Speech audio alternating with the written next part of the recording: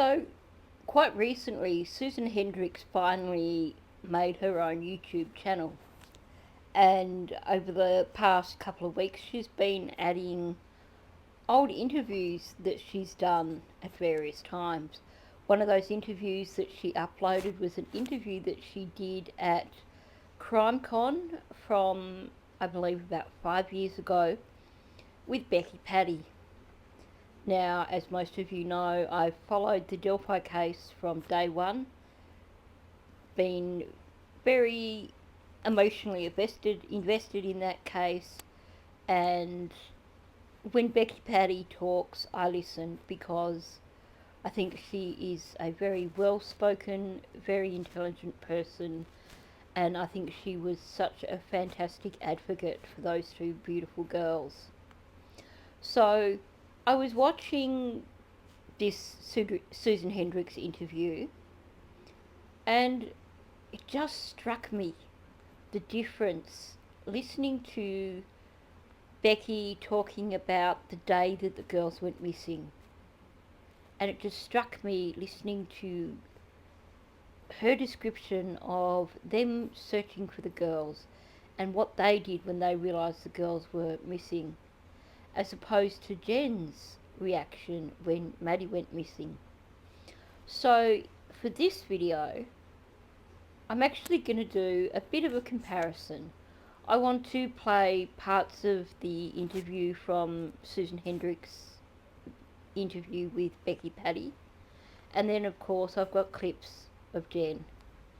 Now, I will add the link for Susan Hendricks' video so that if you want to watch it in full, and I highly recommend it, then you can jump across to her channel and watch it.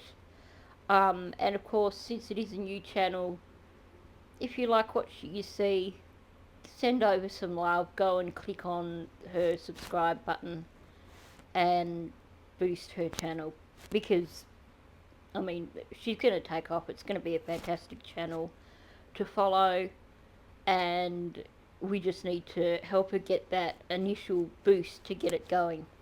Although, you know, probably by the time I put this video out, she's probably gained heaps more subscribers because she is so good at what she does. So, going back to this, my comparison here is looking at Becky Patty, and while she was Abby's grandmother as opposed to mother, she was Libby's custodial parent, essentially. Her and Mike had custody over Libby and Kelsey. Their mother lived in a different state, and their father did live in the house with them, but legally Becky and Mike had custody. So, to me, she counts as a parent. Now, before we jump into this video, I just want to point out this video is not a video in any way connected to the Delphi trial. This video is not in any way connected with Richard Allen. So I'd like to ask that people be respectful in their comments, and that there are no comments made that... I don't want to see comments about Richard Allen, to be quite honest. I'm not usually this frank, but it's a messy case. There's so much negativity, and I don't want this to detract from Maddie's story, and I don't want this to detract from Abby and Libby's story, because today that's what this video is about. So please show respect for the families of Abby and Libby, and also let's keep to the topic at hand. And in the comments, I love reading people's comments, and I know that the majority of my regular subscribers are going to be respectful, but I do want to mention it because I definitely have huge amounts of sympathy for the families of Libby and Abby, and I don't want my channel to contribute to the hurt that they've gone through. So, to be fair, I do need to request respect for these families. So, with that said, let's jump in and let's start looking at this comparison. Derek, Libby's dad, called about 3:30. Tara works with me, so we were in the office, and he called and he said, Libby's not answering her phone. I've been calling and she's not answering. And anybody knows Libby knows that that's not normal. She doesn't not answer her phone. So Tara and I proceeded to try to call and text and everything we could do, and there was no answer. So it was about 4 o'clock. We decided we were going to go searching. Tara went ahead and left. She went on to the bridge. I had to let the dogs out and do some things, and I called Mike at that time and said, we're headed to the trails because Libby's not answering her phone, and Derek's been trying to get a hold of her for about an hour, and he's done some walking and he hasn't seen him. So we're going to go look, and then he said, let me tie up some things here and I'll be there. So you have a whole family here that basically are mobilised the moment they realised something was wrong. You have Derek, who arrived to pick the girls up, and he had tried to ring them because, now if you are familiar with this case, he had actually sent them a message as he was approaching the pickup spot to say, you know, I'm nearly there, I'll pick you up shortly. The girls didn't show up. He tried ringing, and then he walked the trails. He went looking because he knew that's where the girls were meant to be. He didn't drive off and go, oh well, maybe they didn't think I was going to pick them up and they decided to walk home. No, he got off his ass and he went and he searched the trails.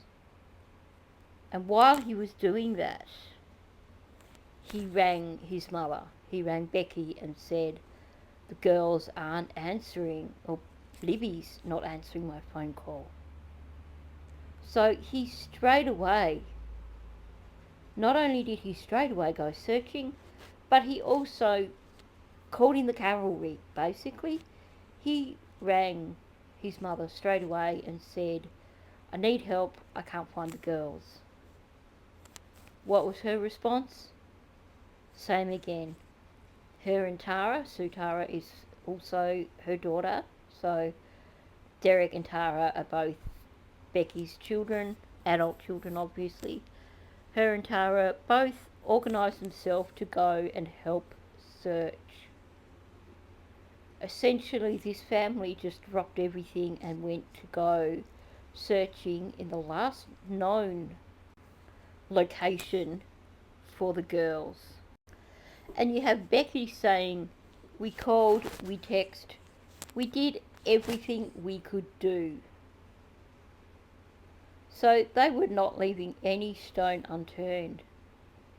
And this was immediately after Derek had realised that the girls weren't there to be picked up. This wasn't him going, okay, well, I'm going to leave the location now and drive around for half an hour and then go and tell my mum that, oh, possibly I think the girls are missing. Have they turned up here? No. This was immediate action from this family. So let's have a look at Jen and what she did when she went to pick up Maddie and Maddie wasn't there. So I went to go, I usually leave around 2:30 to pick her up. She gets out of school at 4. So I wait it takes me about 20-25 minutes to get to the school, and then I wait about an hour for her to get out. I waited the whole time, and then when the bell rang and then it was time for her to come out, she wasn't one of the first kids like she normally is. And I realized I was holding up the line because everyone behind me had children, and they needed to get out because I was the first in line. So after about, I'm going to say, I think it was like 4:10, she didn't come out and I was holding up the line, so I drove away. I said, maybe I forgot to tell her that I was picking her up that day, because I don't know if she knew that I wasn't working that day. But I had assumed that she thought, she knew that I was going to go get her. So because she never came out, I left and I went. She works less than, I'm going to say it's like a 3-minute drive from the school. It's very close. She works in the Hunters Creek Villages area. I drove that way, and I drove along the path that she would walk, and I didn't see her. And then office, I asked, hey, has she gotten here yet? They said no. And I said, okay, let me wait a little bit. And I parked back again on Hunter's Park Lane, I think. And I waited along that lane to see if I would see her walking. And I didn't see her walking. And it was about 4:30, 4:35. At this point, she should have. So I went back to the office. And then I was like, is she here yet? No, she hasn't gotten here. And I said, okay, hold on. Let me see. I called her best friend. And I was like, hey, are you... I don't know if I told her I was picking her up from school today or to walk to the office, but I don't see her anywhere. And she goes, no, she never came to school today. She didn't come to first or second period. And I said, what do you mean? We dropped her off close to school. She should have walked to school. She goes, no, she never made it to any of her periods. And I said, can you please check with your other friends in your other classes to see if she ever made it? She got back to me and said no.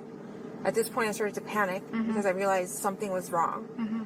I emailed one of her teachers, a few of her teachers actually, and one of them responded to me. He said she didn't make it to his period at all, and he checked all her other classes, and she didn't make it to school at all.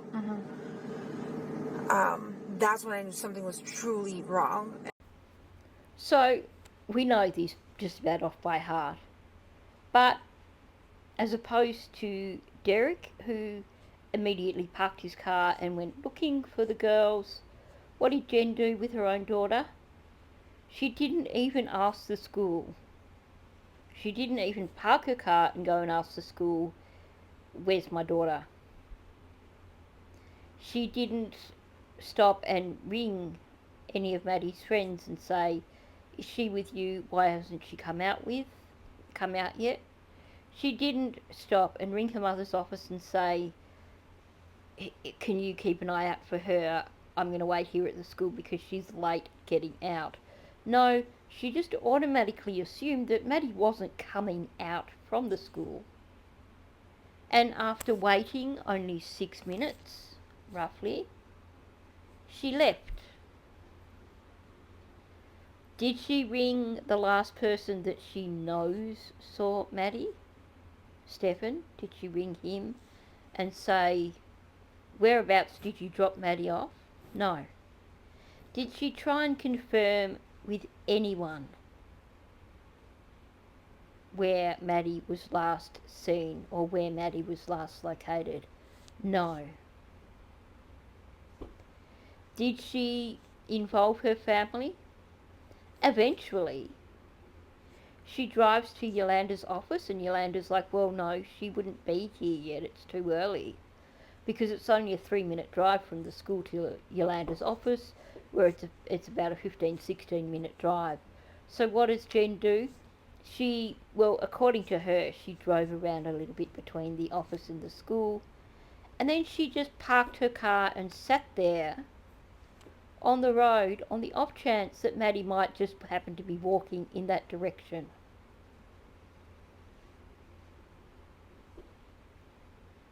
Having no idea, because she hasn't actually tried to find out from the school if Maddie was in school.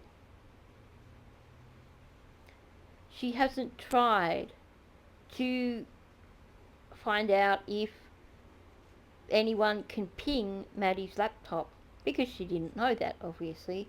But the point here is Jenn essentially did nothing.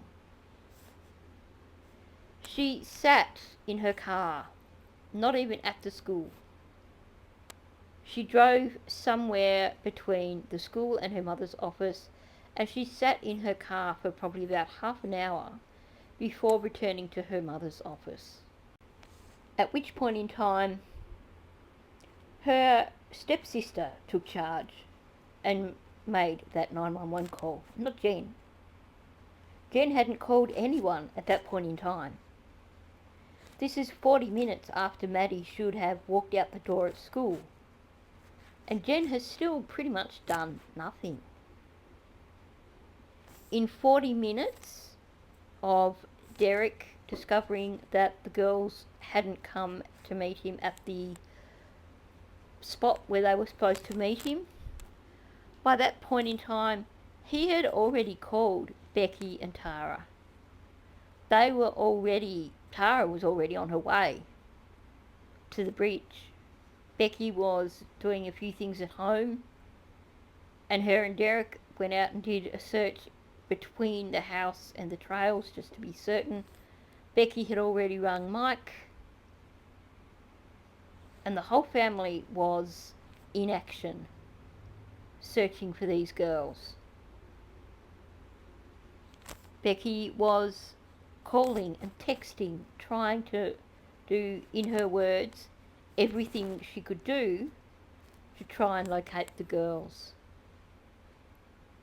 Jenn didn't even try to contact the school until 5:36. That is the verified time that we have for her sending a message to one of Maddie's teachers to ask attendance. We know that her and Yolanda returned to the school, but that didn't occur till after the first 911 call was made. So when that 911 call was made at 4:43, at that point in time, Letitia, having just, while she was on the phone, asked Jenn what Maddie was wearing, then relayed to the person on the phone that she was speaking to that basically her sister and her mother were headed out to the school to have a look. Meaning Jenn did not return to the school for 40 minutes after realising her daughter was missing. Jenn did not contact Maddie's best friend till after heading out to the school, till at least 40 minutes after she realised that Maddie was missing. And can we just acknowledge the difference in demeanour here? We have a recording here of Jenn on the 27th of February. This is the day after she has reported her daughter missing. She supposedly doesn't know where her daughter is. She supposedly doesn't know what's happened to her daughter. And she sounds almost chirpy. It's almost like she's talking about a trip to the shops. She's so very, very matter of fact, there's no hint of emotion. Whereas on the other hand, you have Becky relaying things that occurred 2 years previously. And you can see in her face that she's still upset. There are other signs there that show that even 2 years on, just talking about the girls being missing even is upsetting. You know, just once, I would like to see a little bit of emotion from Jenn over her own child. Okay, so let's go back and listen to some more of what Becky Patty had to say about the day that the girls went missing. Tara went straight there. As I was pulling out, one of my other son, Cody, was pulling in, and he said, "What are you doing?" And I said, "Libby's not answering her phone. She's at the trails. We're going to go look." So we decided if they should happen to walk home, that there's two different directions that they could have possibly walked. So we decided to drive both of those routes that she could have taken. So we were a little bit later getting there than what Tara was, because we drove both of the routes and everything before we got there. We were all, the rest of the family showed up. I called AT&T, which was our service provider, to see if they could ping Libby's phone. And if you don't have that on their phone, you can't. I have found out that they won't do it. I begged them to ping her phone, that we knew something. But in an hour or so, we knew something wasn't right. We weren't sure what, but we knew something wasn't right. So I was on the phone with them forever. And finally, I got off the phone, and Mike come walking up to me. And by this time, it was about 20 after 5, and it was going to start getting dark soon. And I told him, I said, it's going to be dark. We need to call the police. Something's wrong.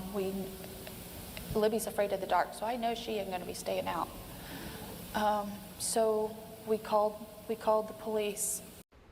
So in the 2-hour period from when Derek realised that the girls weren't where they were meant to be, this family pulled out all the stops. They did everything bar call out the National Guard just about. Becky is ringing AT&T, trying to get them to ping the phone. They've got the entire family searching the area where the girls are meant to be. And you hear the concern in Becky's voice when she says that she realised something was wrong. Libby's afraid of the dark. She wouldn't be out here by choice, essentially. Where's the concern from Jen at any point in time? It doesn't even sound like it was Jen's idea to call 911, and I doubt very much that it was, given that she hadn't even bothered to try and contact the school or the friends or anything at the point in time when the family called 911. She didn't contact Stefan until after the family had called 911. The person that she knows for certain saw Maddie last, because in her words, Maddie never came out of the school. But, she doesn't know if Maddie was at school or not, supposedly, because she hasn't bothered to find out. It's such a stark difference. And do we ever hear concerns from Jen about Maddie? Maddie doesn't like sleeping on her own. Do we ever hear Jen mention concerns that, where is Maddie? What if she's sleeping on her own? She doesn't like sleeping on her own. Do we know if Maddie was afraid of the dark? We don't know. Because Jen never once expressed any real concern for her daughter when her daughter was missing. Such a stark contrast. Did you come back to the apartment at any point yesterday once you realized she was missing? Stefan was at home waiting for us to get back. Mm-hmm. And then when I told him something was wrong, she never made it to school, he completely hauled it back to me. And then we all stood there waiting for the cops to show up, and they didn't show up till like 7:30. It took them a while to respond. I think they were looking for other missing kids around the area too. But yeah, no, we did not come back home until we were done with the police. We were done with everything. There was nothing else for us to do. So I just want to point out that Jen rang Stefan around the same time that the 911 call was made. So her saying that she rang Stefan and said Maddie never made it to school is an outright lie, because we know that at that point in time she hadn't bothered to check to see if Maddie had made it to school. And yet, supposedly, she rang Stefan and said that. But what I wanted to point out here was, well, we have Becky telling us about the family being out for a good 2 hours searching the trails for the girls. What did Jen do? Well, after her and Yolanda went to the school and the school was closed, she rang Stefan, and then she stood around waiting at her mother's office for the police to arrive.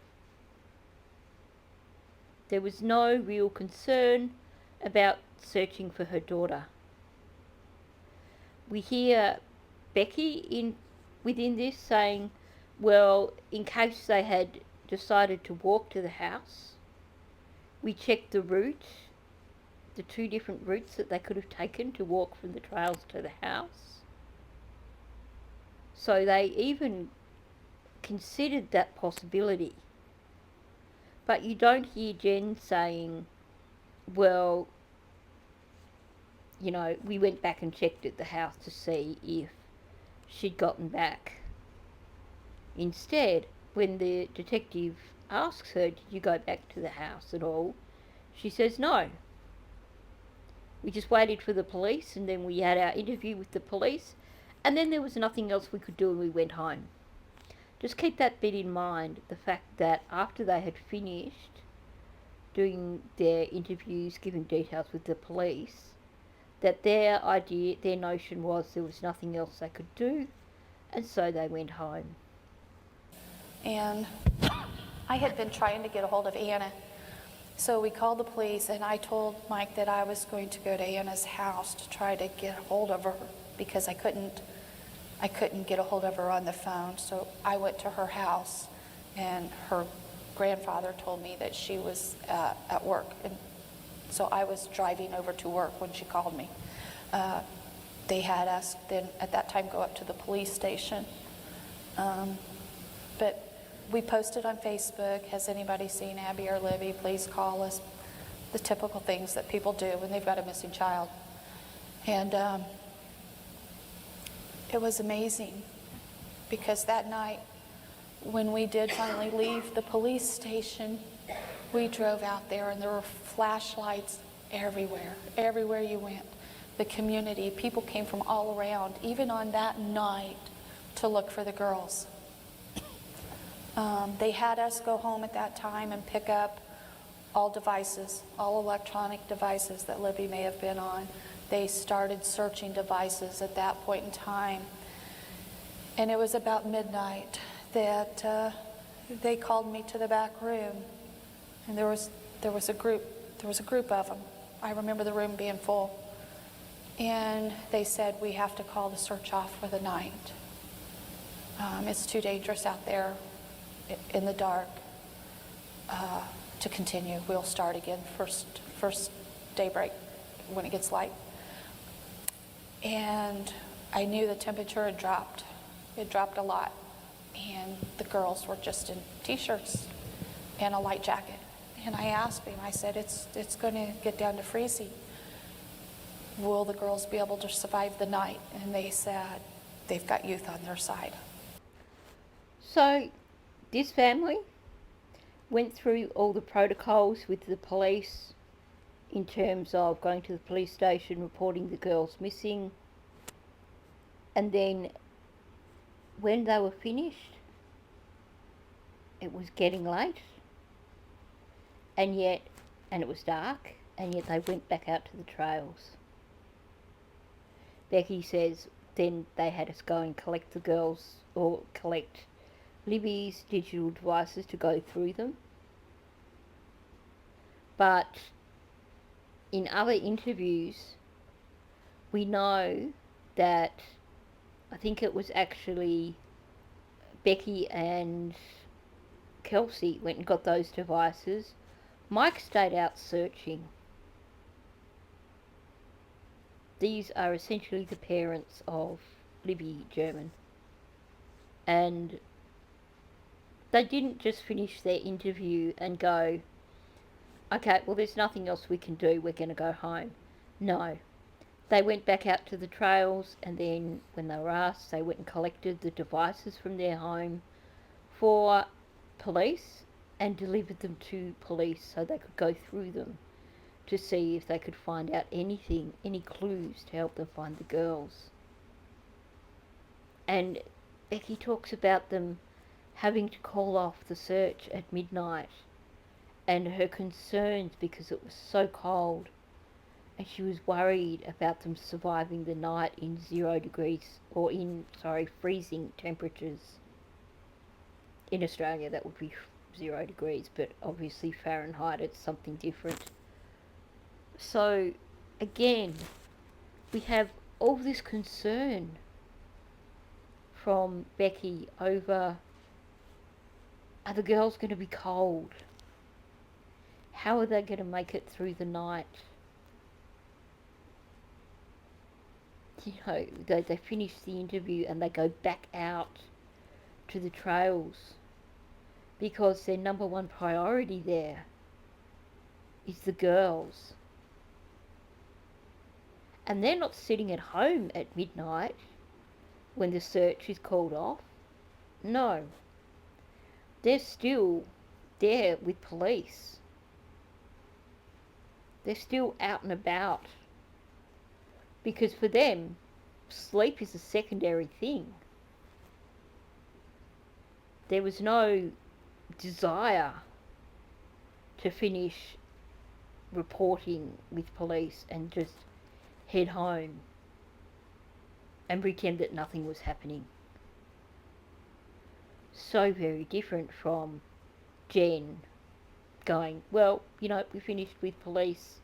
They got all the details and we went home because I needed to take my meds and go to sleep. And then you guys went looking for her, right? Yes. Where did you look? Like, did you drive somewhere? Did you walk? Like, where did you go look for her? Okay. So, after her best friend called me, actually, or I talked to her best friend on the phone, I went back to the school to see, let me check her official attendance. Let me see what's going on. They were already closed. Nobody was at the school. So I searched by backtracking into the school and then coming back out and seeing that there were no kids at the school at all.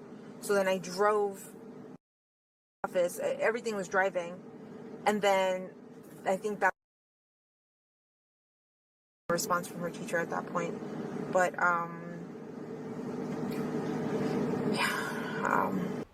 So Jen's attempt at searching, backtracking to the school after school hours, like 40 minutes after realising Maddie was missing, at least, she finally backtracked to the school with Yolanda, which to me says that it was probably Yolanda's idea. And then she turned around and went back to Yolanda's office. That's Jen's equivalent of searching. She certainly wasn't out until midnight searching for her daughter. She certainly wasn't expressing any concerns for the welfare of her daughter. When you listen to Becky as opposed to Jen, the difference is just such a stark difference. You can tell from everything Becky is saying how concerned everyone was and how determined they were to do everything in their power to find those girls. Jen sounds like she was quite laid back about the whole affair. You know, wait 40 minutes before we even try to find out if the daughter was at the school. And that's probably prompted by her own mother, not prompted by her own concern. Contacts the best friend after the 911 call's been made, probably because she realises police are going to be asking questions like, what have you done? to find out where your daughter is, and she hadn't done anything at that point in time. So she needed, before police came, to be able to say, I contacted her best friend, I went back to the school, I rang Stefan, I emailed her teacher. She waited a damn long time before doing any of those things. And you never hear, when she's describing this, you never hear her suggesting that there was ever any sense of urgency to her actions. You never hear her expressing concern over her daughter possibly being outside somewhere, maybe injured, maybe cold, maybe afraid. Not once does she suggest any of those things. So we went out and drove around and searched some more, and finally Mike told me that he was going to take me home. He needed somebody there in case somebody needed to call us, or if Libby showed up, or if something, that we needed somebody there. So I went home to wait to see at that point in time. But even after they stopped the search, much of the community said no, no. So they reconvened at the fire department, and a lot of the civilians and fire department and some of the police, even at that, went back out and searched that night. There was people out there all night. And the next day, when did you find out that it was not the news, obviously, that anyone wanted to hear? Do what? When did you find out that it wasn't the news that everyone wanted to hear the next day when you found out the girls had been murdered? They had us all broke up into different search groups. So our family got separated. Kelsey was in one search group. Mike was in another search group. Derek was in another. I think my Tara, dad was with me. huh? Dad was with me. Was he? Tara and I were in a search group. They had us out by our house. We were out doing this field out in the middle of out nowhere. And it was muddy. It was terrible. But we were walking back, and it was probably about 11:30. And one of our friends come running up and said her husband called her, and that they found the girls. So we were so excited. We didn't think to ask anything else. They were found.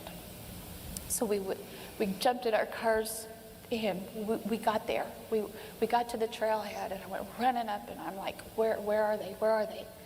They need us.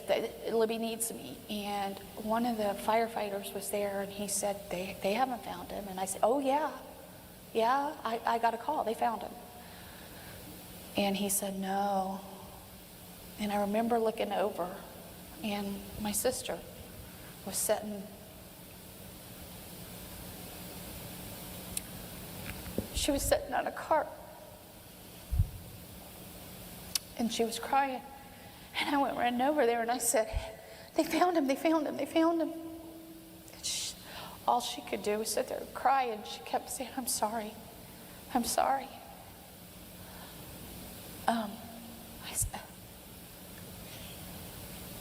She was with one of the groups that found him. So we knew before even the fire department and some of them knew. I remember sitting there with her, and about that time, Mike and you guys were there. I remember Mike taking me to the truck, and I was sitting there waiting because he was going to talk to somebody. And I remember the coroner's van driving by, and that's when I knew that they found him, but not alive.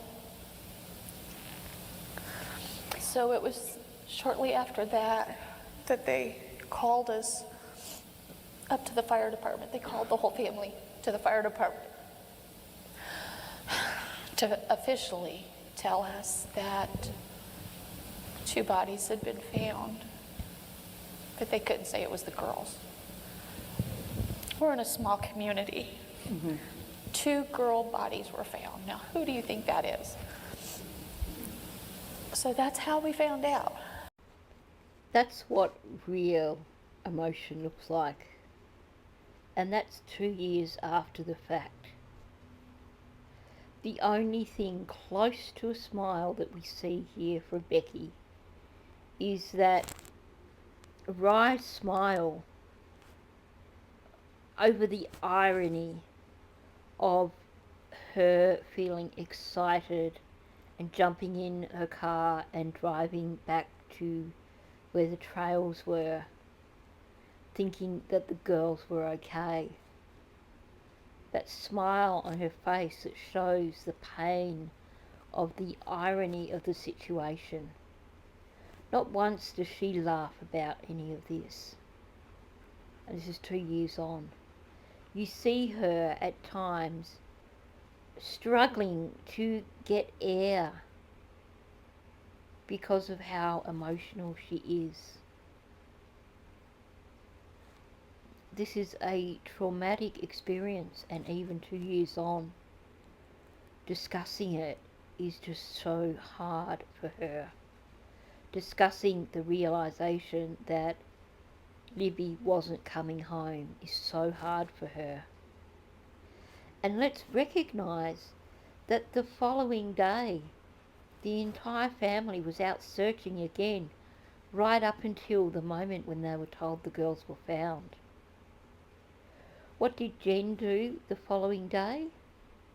She sat around at the house until the detectives came and interviewed her again. She didn't go anywhere. She didn't worry about searching. We heard from Maddie's best friend, who said that her father got home at around 8 p.m. that evening, the evening that Maddie was reported missing. And when Maddie's best friend told her father that Maddie was missing, even though he'd been at work all day, it was 8 o'clock at night, and he decided he was going to go out and he was going to search the woods behind the school, just in case Maddie was there. And he was out for several hours searching for Jenn's child. And yet, Jenn and Stefan finished their interview with police at around 8 or 9 o'clock. And as Sage's father is heading out to search for Maddie, they're heading home so Jenn can get a good night's sleep. Becky and Mike. Mike sent Becky home at midnight. Someone needs to be home, just in case. What did Mike do? He was out till I think about 5 o'clock in the morning or something from memory. So long since I've heard that part of the case be discussed. But I know that he was one of those people that was out searching still at the trails till all hours of the morning. Such a huge, huge difference. My understanding is that you want to be first in line, and you have to get there early to do that, and I understand that. Yeah. She doesn't come out. She doesn't know. Did you call her phone? I did. Why did you do that? Because I forgot I had it with me. I was like, where is she? Why isn't she out yet? So I start calling her phone, and then I start realizing I'm hearing vibrating, and then I look down, and I see her phone's with me. I'm like, oh. Okay. How am I going to get a hold of her? Because I'm the first in line. The cars behind me already have children. They're full. They're waiting for me to leave. Okay. So you're probably wondering why I decided to replay that part of the narrative from a different interview. Well, the reason is that was the derivative use interview. And you know what one of the significant things here was?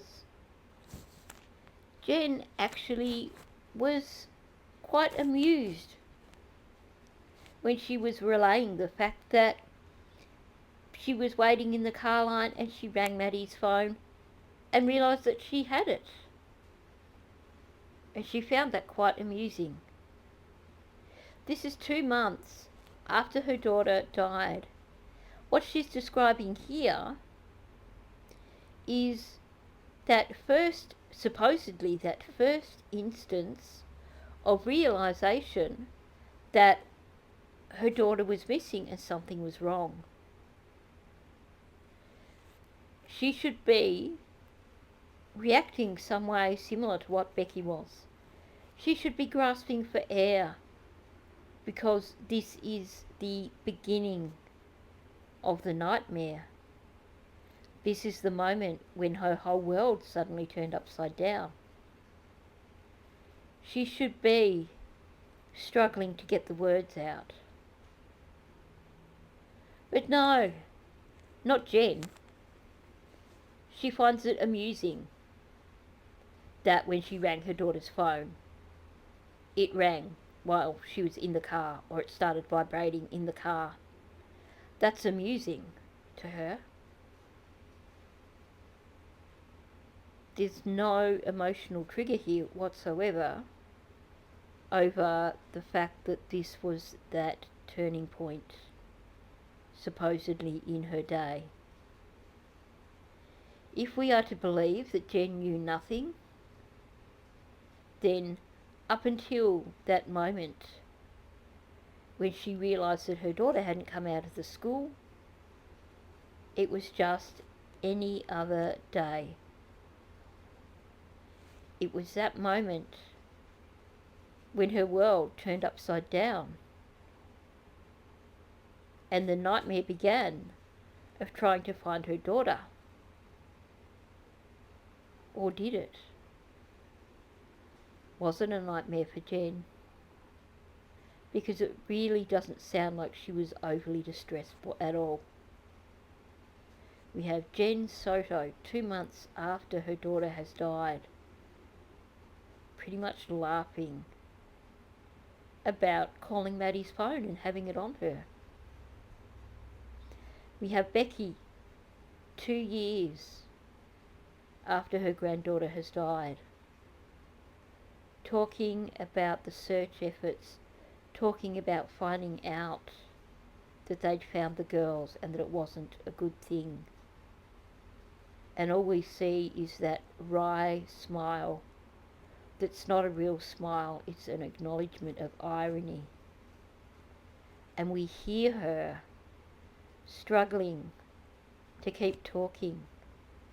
We see her trying to gulp air down into her lungs to continue talking because she's so overwhelmed by the memory of that loss. Why don't we see that in Jen? So this has been a slightly different video to what I've been doing, but I really wanted to show the difference here. I wanted to show why it is that I have so many issues over Jenn Soto. And I know people are going to say, well, Jen was on medication and the medication was affecting her moods.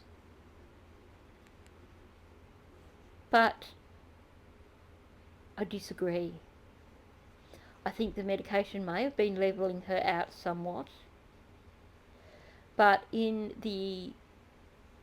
one of the longer interviews, I think it was with Detective Hunt, they throw that bit at her with, in the Fox interview, you said that you didn't want Maddie to come home. And Jen fired up over that because that's what they were trying to do. They were trying to gauge her reactions, and they did get a reaction from her. She gave them a reaction. She gave them more of a reaction there than most other times in the interviews. She showed that she hasn't got these completely flat, lack of emotional reactions that we're supposed to believe. And that showed me exactly that thing. She is capable of emotion. But when it is about Jen, not when it is about Maddie. When we look at this interview with Becky Patty and compare it to the interviews with Jen, we can see there is just something so wrong with Jenn Soto. So I'm going to leave it at that. I'm looking forward to hearing your thoughts on this. Like I said, I don't want this video to become a discussion about Richard Allen. I would really like to see respectful comments in the chat, in the comment section. I did have reservations about specifically using this clip from Becky Patty because I do have concerns about negativity and I don't want to cause more pain for the Patty family, for the Williams family, for the Erskine family, for the families of those two girls. Libby and Abby were the victims here, and that's who I'm talking about tonight or today. Maddie was a victim. That's who I'm talking about. And I want us to keep that in mind when it comes to making comments about this video. What counts here is the victims. So thanks for listening. If you're new to my channel, please subscribe. Also, please hit the like button and help me get these videos out into the algorithm and seen by more people. Also, please hit the like button. YouTube loves it and it gets my videos seen by more. And of course, please leave a comment. Thanks, and I'll catch you in the next one. I've been